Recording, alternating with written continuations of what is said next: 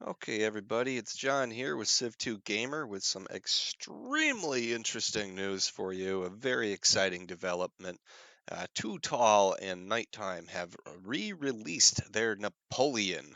This is version 1.3 of what is probably my favorite single-player scenario ever made. I mean, honestly, I cannot play this game for or even look at it, frankly, for more than 3 minutes without saying, "Oh, there's a lot of cool stuff in this that I want to put in my next scenario." Um, these two gentlemen have really, in my mind, made the pinnacle of a single player scenario. Um, they've taken everything that Lua can do from, the other scenarios made with Lua before it or concurrently, and they've tweaked it and modified it and just created this wonderful experience. You're going to see a lot of concepts that Krishnak and I pioneered in Caesar's Gallic Wars that they've taken to a whole new level. You're going to see a lot of stuff that Professor Garfield implemented in our Over the Reich, that they've tweaked and made great use of and expanded. The regions in particular, which we'll talk about a little bit when we get into here, they've really taken to a whole new level. And then the other thing is, Nighttime and Tootall, they've come up with a lot of stuff all completely on their own that other people are going to be borrowing for years and years and years. I mean, this scenario has an outstanding diplomacy model. It's the first scenario to really have a leader bonus, which we can talk about in a bit. And there's just so much more. Um, but really, I mean, what I love working with those guys because we all share stuff, we share knowledge. It's an exciting time in Civ 2. Everybody's pretty much open and helping each other with the coding and figuring stuff out and exploring different possibilities. And it really feels like it's, I don't know, 15 years ago or so when, what was it? Probably Fantastic Worlds or Multiplayer Gold Edition and Test of Time were first coming out, and just there were scenarios being built, and it just was like the world was your oyster. Well, geez, it was nothing then. You should see what we're doing now. But anyways, I just wanted to kind of talk about this scenario, not really do a let's play, so much as just tell you all the cool stuff that's in it. So let's press OK here, and there's going to be at the very beginning, Tootall put a ton of text in that sets the stage. It tells you what you're doing, what your objectives are, but it also talks about the game mechanics. So hey, if you want to hit pause, you can read any of the setting the stage kind of stuff. I'm going to just pause there for a second or two so you can do that on each one, but I'm not really going to talk about them. I'm more interested in the mechanics so you can see what is possible with Civ 2 now that wasn't possible before. And you can understand why you need to run over to the Scenario League, look in the design thread here, or even go to the Scenario League wiki and just download this thing directly. And I'll throw a link to where you can find it in the video. But without further ado, let's talk about this amazing scenario. Alrighty.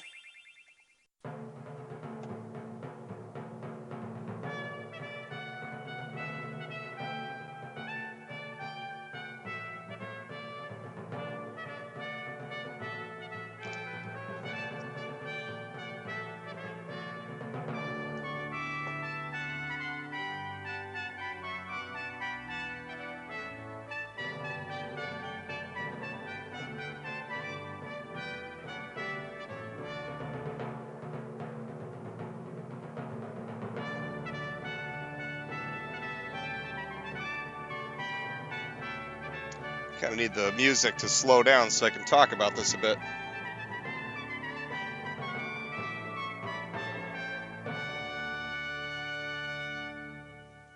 Well, that was lovely, wasn't it? I like it when a scenario opens up with something like that and really sets the stage. As I was going through these, I noticed that he's actually got some information in some of these, but interesting things that you can do with Lua. I'd like to look right here. Thus, at the beginning of every month, 15 francs will be subtracted from the French treasury for each English vessel located in a certain sea zone. So, in Over the Reich, Garfield came up with this region system because we wanted to be able to do combat reporting so you could know where the combat took place. And to do that, we had to define regions where we could say, oh, it happened in the English Channel. Oh, it happened near Paris, whatever. Um, Nighttime and Tootall really took this to a new level. They have created these different zones, like I guess you can see here, Zone 2, Zone 1. And if there is a enemy naval unit in one of these zones, you get a penalty. So that's an exceptionally cool feature that is only possible with Lua. Um, Only possible with the Test of Time patch project that I think is really neat. It takes the regions to a new level. It opens up so many things that you could do with it. Um, there's a lot of AI limitations, for example, just in the way the stupid AI plays the game. But you know what? You can reasonably expect them to go into a particular tile with the go to command at least sometimes. So this is a way that you can get over those kind of things. So I'm thinking like if you were going to do a World War II Battle of the Atlantic scenario, you could move wolf packs into these zones and give the allies some sort of malice if that happens. Just lots of cool stuff that you could do, right? So anyways, you're going to have to keep track of what British units are in here and destroy them if they are, or you're going to get a problem. You're going to have 15 less francs each turn, okay? Um, Other things that are really cool about this, let's see. This is more kind of reminder stuff. There's a lot of little things in this scenario. It's exceptionally complicated, the diplomacy, okay? It's a neat scenario because typically in Civ 2, you conquer a city and that is it. Um, you don't really have an option in the macro text events, which came with a base game, to just transfer control of cities to other parties. You can do that in Lua. And so what they've basically done is replicated the treaties that happened. So in this scenario, for example, you'll go off and you'll conquer a whole lot of different Austrian cities like Graz and Agram and Wien over here, and Trieste. These little C's, I believe, mean that after you have accomplished what you need to for a particular war, you've achieved the war goals, they'll actually return to their original owner's command via Lua. So it's not a situation where this is just paint the map blue. It's actually no, win wars with specific defined objectives, sorry, as they were in history. Um, I think that's absolutely fabulous. There's a lot of different scenarios, where that could come into play. I mean, it's been pretty rare throughout human history where all of Europe was owned by, or most of Europe was owned by one particular country or another. It's only happened a few times, right? So most of the time you'd have a war, you might take a city or two, but most of the stuff would go back to the original owner, even if your army happened to have occupied it for a moment. So that's cool. Um, there's a lot of different things that can happen in terms of, hey, there's different triggers for certain countries entering wars or for, coalitions firing. All neat stuff. Um,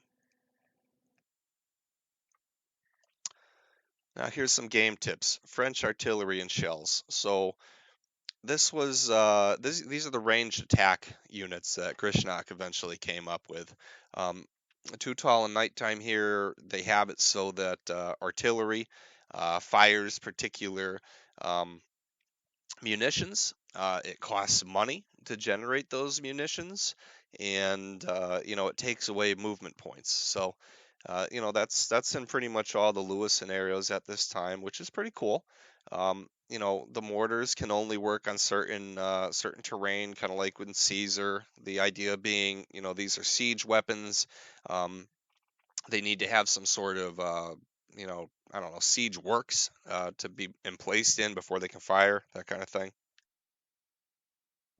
So that adds a little bit of a tactical issue for you. Okay. Um, but here's what they've done that's different. Okay. They introduced this leader bonus, which the first time I saw this blew me away. Okay. So if one of these artillery units is activated on uh, the same tile as one of the leader units, it actually gets a bonus to its attack rating, and you can see what they all are here. So some units like Napoleon gives a bonus to infantry, shells, and mortars. Murat only gives a bonus to cavalry. Um, Soot and Davu, they do shells and infantry, but not the mortar ones. There's a Polish army leader now. There's a French naval leader that gets a bonus that's new in this 1.3 version. So it's just cool. And there's a lot of things that you can do with it.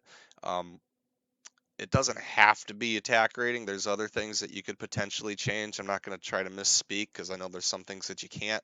But again, it's another cool way of doing things. And also, what's kind of interesting about it is you could take this concept that they've developed and bring it to a whole new level. So, you might have a scenario where you just want to have a unit called shells. Um, they probably could have gotten rid of the 8 pound, 12 pound, whatever pound, 24 or 32 pounds, and just had one unit called shells, and then had a unit bonus or a leader bonus for, say like a frigate might only fire the 18, and maybe a man of war would fire the 32 or whatever it is. Could have done that. They didn't, but then again, this was like the infancy of this whole leader bonus. It's where it came up with, and that's how things work in Civ 2. You make a breakthrough, and then it spirals. But the cool thing is, I've so often had a couple scenarios where it's like, geez, I have to use all these different unit spaces for munitions. Well, thanks to what they came up with, you really don't. You need one unit called munitions, and then the only reason why you would use more is if you want a different sound effect or if you want different art. But if you're cool with using the same sound for whatever reason and you're cool with having the same art, one munition could fire for every single unit, in your roster, and could have totally different effects with each with this leader bonus. So I think that's really cool. And thanks to those guys for figuring out how to do this. Um, just a couple, there's a couple details about how it works. It's based on activate, so you can't just go into a city and press activate unit. The game has to activate it itself. Some game tips. This is just a recon. Message boards. Okay, this is very cool. Okay, so I'll show you this in a second.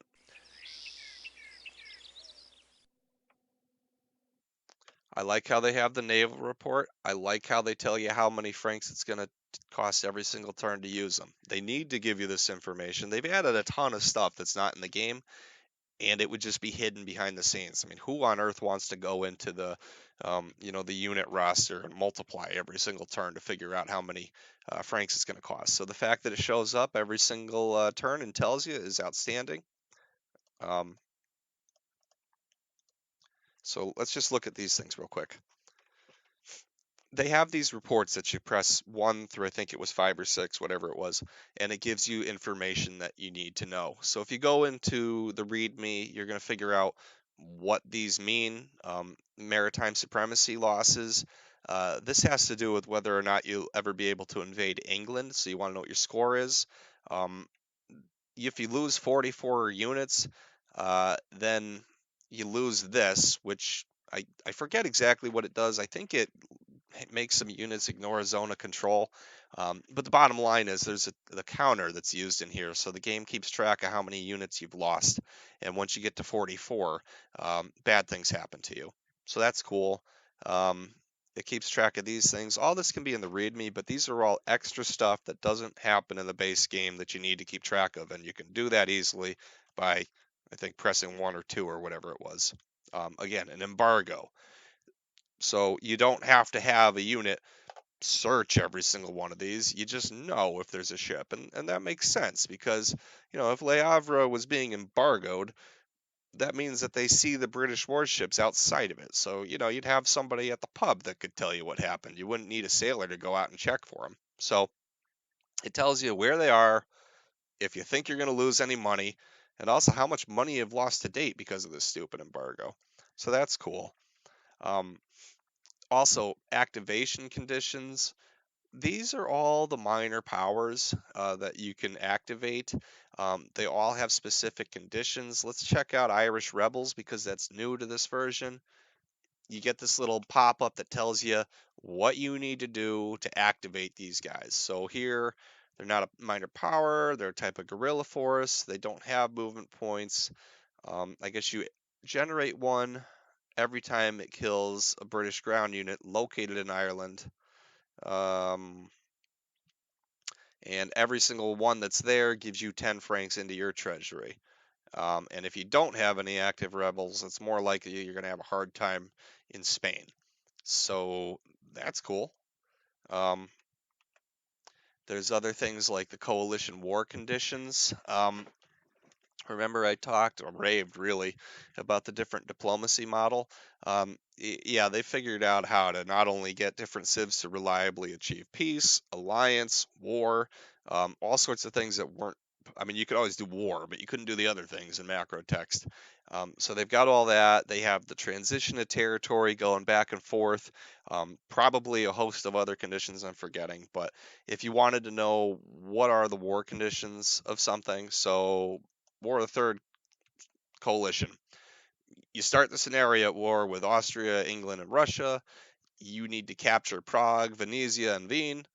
And if you do, Austria signs the Treaty of Pressburg. All its core, C, like this, Graz, and also exclamation point C cities are returned to it one turn after its defeat. You need to move your French troops out of that, or it'll be evacuated. If I gave any feedback, it's that you could probably have had them just teleport out to the next tile. Maybe that'll be in 1.4, but at least they tell you what you need to do. So buyer beware, get your butt out of there. It also disbands all their forces except for the garrison troops in the cities. That's cool. You can use Lua to just delete all units, for a civ. So I've got this scenario I really want to build, and I want to build it even more every single time I play this scenario, called Hinge of Fate for World War II. And it's like, this is how you do Vichy France, man. Like, you go and you capture Paris and maybe a couple other cities, and all the French units delete. You get a pop-up a few turns later, establish Vichy France, and then any cities in it that you have get returned to them. I mean, it would be brilliant. But all because of what they've come up with here. I love the diplomacy model. It's a cool experience. It just makes the scenario infinitely better. Come check it out. And then let's see. And then there's more game tips. So these seem to be just a couple things that can help you out. I really like how they did this. I like how they put it here. In Over the Reich, I mean, well, we kind of ran out of buttons because we have so many things going on in that scenario, but put most of the game tips in the Civilopedia. I like this. I think this is a really clean way. I think it's a better way, frankly. I wish we could implement it. We just don't have any more keys to use. But this is great, man. You want to know what to do with Barbary Pirates? Just press this. It pops up. It's easy to find. It tells you what you need to do. So, anyways, I know I told you I wasn't going to really play this at all, and I'm not because we're running out of time, but wanted to just, at the very least, show you the ranged units in case you've never seen them, and I want to just show off the leader bonus if I can remember how to do it. So, first things first, here's some horse artillery. I think that we're using K, right?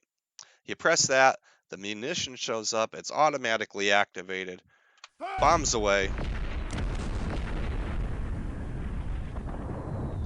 Okay, now what just happened here? So in the base game, sometimes you attack somebody and then their allies all jump in. Okay, and I guess for whatever reason, probably to keep them from fighting. Prussia and Austria are allied in this scenario. So what happened behind the scenes is Austria tried to engage that mechanic, and Prussia jumped in as their allies. And so Knighttime has restored the diplomacy and said, nope, we're canceling that out. You guys are still at peace. And they have this here just to let them know. Anyways, so what was I doing here? I gotta hurry up because I want to get this under 21 minutes. So this has an attack of 3. It's a 6-pound shell. That's what it fires, okay? Let's move that on there. Now let's activate this. Let's press K. And hopefully this works. Now the attack strength's 5. Do you see how that works? That's the leader bonus. Much easier to kill that. All right, guys, so that's what I have for you.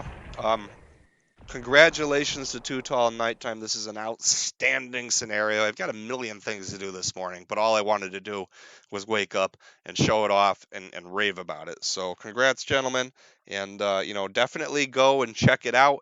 Lots of cool scenarios out there. This is a great one that you need to play. You just need to. If you don't have a copy of the Test of Time Patch Project, find me at Civ Fanatics J Petrosky. Send me a PM. I'll point you in the right direction. All right, everybody, have a good one.